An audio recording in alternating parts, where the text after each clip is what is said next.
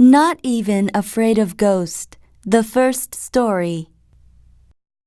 This story tells what happened to me when I was 11 and visiting my hometown where my grandmother and grandfather lived.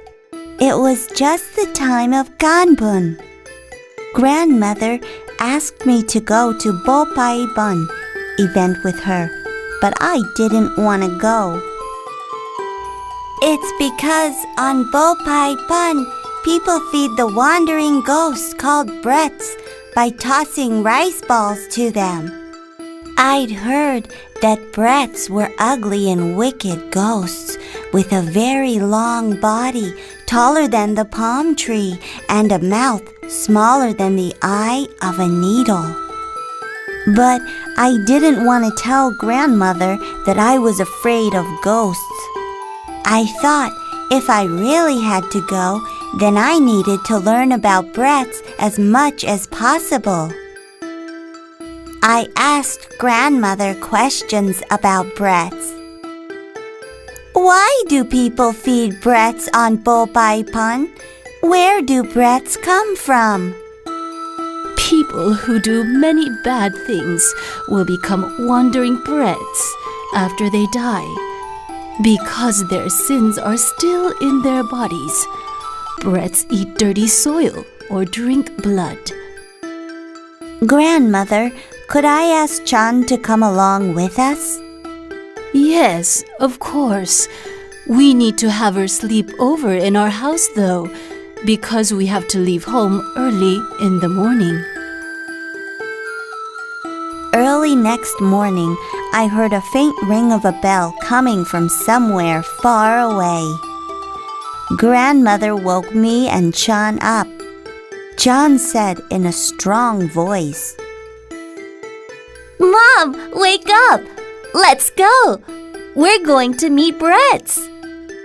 When I barely opened my eyes, it was still dark outside. I was worried that brets were already wandering outside. From the moment we left home, we walked fast, not wanting to fall behind grandmother. But then, grandmother suddenly stopped. She said, as if she had just remembered something, Why don't you two wait here? I forgot to bring incense. I'll go back to get it. I was pacing to fight off my fear when suddenly, Oh, Chan! What is it? There's something on my leg! Chan stammered. I see nothing. Can't you see? There's something soft and cold on my left leg. That thing is grabbing me by my ankle. Hearing me, John suddenly began to tremble, and she cried, Mom, hurry up! Quickly to the temple! It seems that brets are out already. As soon as she said that, John ran fast and disappeared into Salachan, which was crowded with people. Left all alone, I was crying in fear. But then grandmother came back. Mom, where's Chen? I told grandmother, sobbing, what had happened.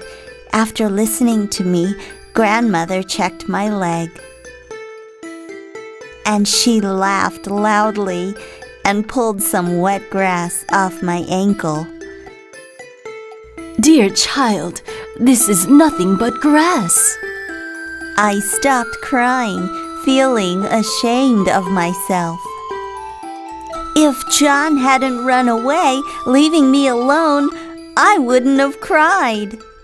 Grandmother and I arrived at Salachan and joined Chan there. We put some snacks and fruit in a bowl and got sweet rice and coconut milk rice from the monk and brought them to grandmother. All over Salachan wafted the faint smell of sesame seeds being ground. I ground sesame seeds too. While pressing the rice into balls, I thought of a way to get back at John. That's it! If John is afraid of ghosts, then she must be afraid of Brett's too. That's a brilliant idea!